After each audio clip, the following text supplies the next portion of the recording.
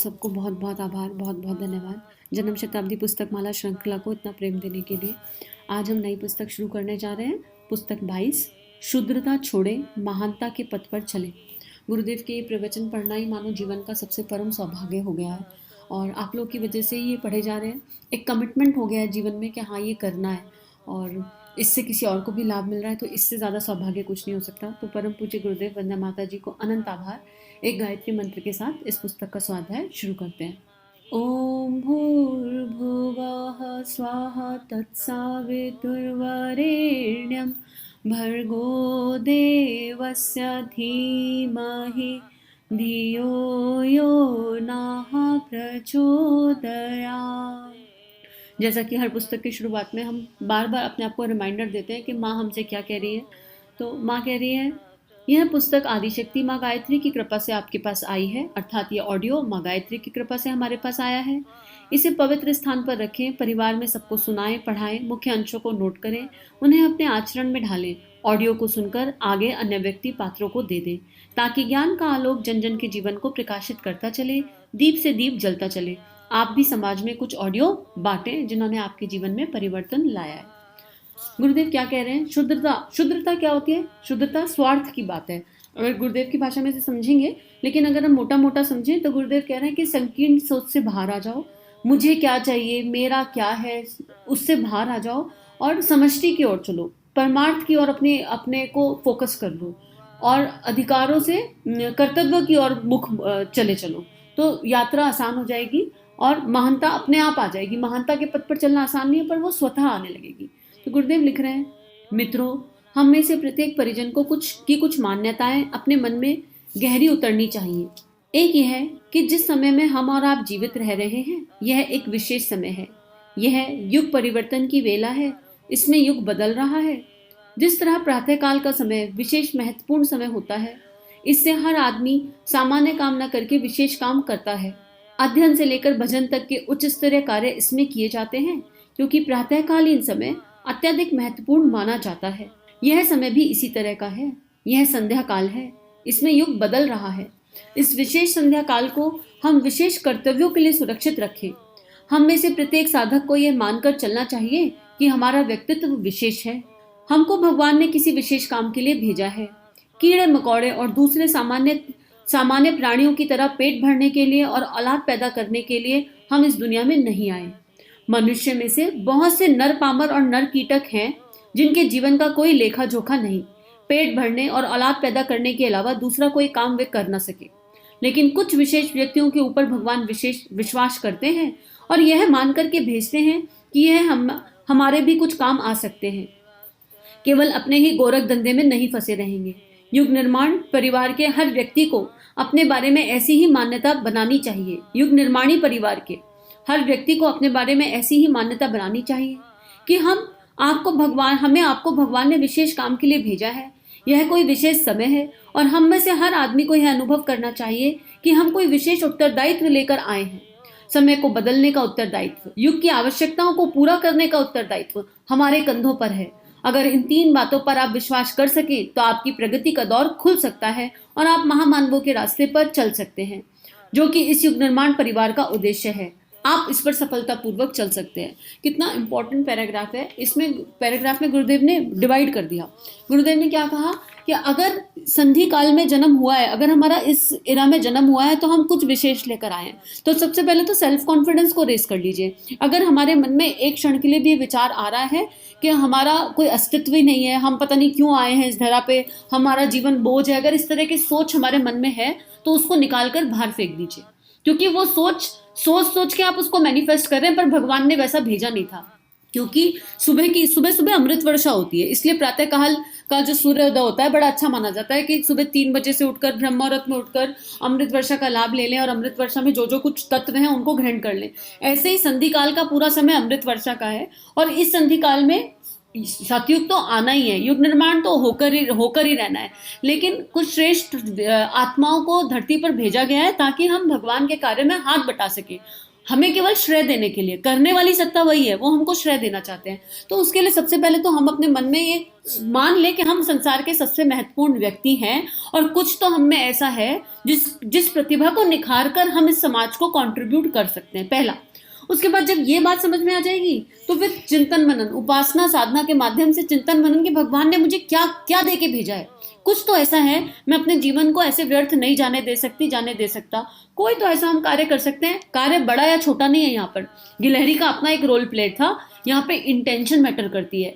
अगर आपको कुछ नहीं समझ में आए ना, यकीन मानो आपको कुछ समझ नहीं आए, तो आप पूरे इंटेंशन के साथ, पूरे भाव के साथ डेली 1 घंटा मदर अर्थ के लिए जप कर दो, वो भी कंट्रीब्यूशन है। आप देखोगे आपकी भाव संवेदना, आत्मीयता का विस्तार होता चला जाएगा। कुछ नहीं मांगना उसमें लॉलीपॉप टॉफी भगवान से, हमारे बच्चे की नौकरी लगवा दो, हमारे बच्चों की शादी नहीं हो रही, ऐसा नहीं हो रहा, वैसा नहीं हो रहा, सब कुछ भूल के विश्व वसुधा मदर अर्थ के गोले को विजुलाइज करो सामने और 1 घंटा दिल से जप कर लो। आप देखो भगवान आपसे कुछ जो और कुछ कराना चाहते हैं ना, वो सब करा के ले जाएंगे, लेकिन नियमितता के साथ। तो क्योंकि हम ये तो निश्चित है कि अगर ये किताब हम तक पहुंची है, अगर गुरुदेव या गुरु शक्ति, गुरु तत्व किसी भी रूप में जीवन में है, तो हम जो है नर कीटक तो नहीं है, हम वो मनुष्य तो नहीं है गए गुजरे जो आए हैं, बच्चे पैदा करेंगे, पालेंगे और आके खत्म हो जाएंगे, धरती पे बोझ की तरह आए और धरती पे बोझ की तरह चले जाएंगे, हम उनमें से तो नहीं है, ये तो निश्चित है। पर हमें विश्वास करना होगा अपने गुरु की वाणी पर। क्यों कह रही हूं मैं ये बात? क्योंकि इस किताब में लिखा है, गुरुदेव कह रहे हैं कि मैंने इस समय में विशेष लोगों को भेजा है, तो गुरु वाक्य ब्रह्म वाक्य, अगर मेरा गुरु कह रहा है कि उन्होंने विशेष लोगों को भेजा है तो हम वो विशेष हैं। दूसरा, आत्मनिर्माण समाज की सबसे बड़ी सेवा। कुछ नहीं कर सकते, एक अच्छा इंसान बन सकते हैं, अपना निर्माण कर सकते हैं, अपने अंदर के जितने भी ब्लैक डॉट्स हैं उनको हटाकर अपने अंदर जो भी दुर्भावना है, ईर्ष्या, द्वेष, राग, छल, कपट, इस तरह का कोई भी भाव, कंपैरिजन, इन सब से बाहर निकल सकते हैं, तो अपने आप निखर जाएंगे, आत्मनिर्माण हो जाएगा। तो भी हम समाज को कंट्रीब्यूट करेंगे। गुरुदेव लिख कर गए हैं कि इससे बड़ी कोई सेवा आप समाज की कर नहीं सकते हो, क्योंकि जो निखर जाएगा वो प्रकाशित हो जाएगा, और जब प्रकाशित हो गए तो प्रकाश अपने आप फैल जाएगा ना, फिर उसको फैलाना थोड़ा ना पड़ेगा। तो फिर क्या गुरु शक्ति उस निखरे हुए हीरे से काम नहीं लेगी? उसके बाद गुरुदेव कह रहे हैं कि अगर आप अपने उत्तरदायित्व को समझ जाएं, क्योंकि ये उत्तरदायित्व आपके कंधे पर है, आप इस बात पर विश्वास कर लें कि भगवान ने भेजा है विशेष समय और आप में कोई विशेषता है, तो फिर आप सब कुछ खुद कर सकते हैं। आगे, यह विशेष समय वैसा नहीं जैसा कि शांति के समय होता है, यह आपत्ति काल का समय है और आपत्ति काल में आपातकालीन उत्तरदायित्व होते हैं। हमारे ऊपर सामान्य जिम्मेदारियां नहीं है, वरन युग की भी जिम्मेदारी है। यह मानकर हमको चलना चाहिए और साथ ही यह भी मानकर चलना चाहिए कि रीच वानर जिस तरह से विशेष भूमिका निभाने के लिए आए थे, जैसे पांडव विशेष भूमिका निभाने के लिए आए थे और ग्वालवाल श्री कृष्ण के साथ विशेष भूमिका निभाने के लिए आए थे, गांधी जी के सत्याग्रही उनके साथ विशेष भूमिका निभाने के लिए आए थे, बुद्ध के चीवरधारी भिक्षु उनके साथ विशेष उत्तरदायित्व निभाने के लिए आए थे। आप लोग इस तरह का अनुभव और विश्वास कर सकें कि आप लोग हमारे साथ उसी तरीके से जुड़े हुए हैं और विशेष उत्तरदायित्व महाकाल का सौंपा हुआ पूरा करने के लिए आए हैं। और अगर आप यह बात मान लें तो फिर आपके सामने नए प्रश्न उत्पन्न होंगे और नई समस्याएं उत्पन्न होंगी और नए आधार, नए कारण उत्पन्न होंगे। गुरुदेव हमें विश्वास दिला रहे हैं इस बात का कि तुम तब भी थे जब मैं राम रूप में आया, तुम तब भी थे जब मैं बुद्ध रूप में आया, तुम तब भी थे जब मैं कृष्ण रूप में आया। किसी भी रूप में मैं आया, किसी भी रूप में भगवान की शक्ति आई, तो वो हम सब साथ में थे, हम माने या नहीं माने, हम साथ में थे। और अगर उस स्वरूप में हमने कुछ गुरु कार्य कर लिया उनकी कृपा से, तो इस स्वरूप में तो वो हमारे जीवन में जो है मैनिफेस्ट होकर ही रहेंगे। कह रहे हैं एक बार बस मान लो, एक बार मान लो कि तुम विशेष हो, एक बार मान लो कि तुम मेरा काम करने आए हो, समर्पण कर दो। जो इससे पहली जैसे हमने किताब पढ़ी, अगर वो विश्वास जागृत हो जाए और हम ये मान लें, तो फिर उस मानने के बाद क्या होगा? मानने के बाद मैनिफेस्टेशन। रोज बैठो गुरुदेव के साथ, रोज बैठो अपने गुरु शक्ति के साथ कि परमात्मा आप हमसे जो करवाना चाहते हैं करवा लीजिए ना, आगे से काम आने लग जाए, स्वयं काम आएगा स्वयं। और कुछ ना समझ में आए तो 1 घंटा जब तो हम मदर अर्थ के लिए कर ही सकते हैं, ये तो मिनिमम है। इसमें तो आपको ना किसी से कुछ कहना, सात्विक आहार सात्विक होना चाहिए, कोशिश करिएगा, क्योंकि आत्मनिर्माण समाज की सबसे बड़ी सेवा, इतना तो मिनिमम सबको ही कर सकते हैं।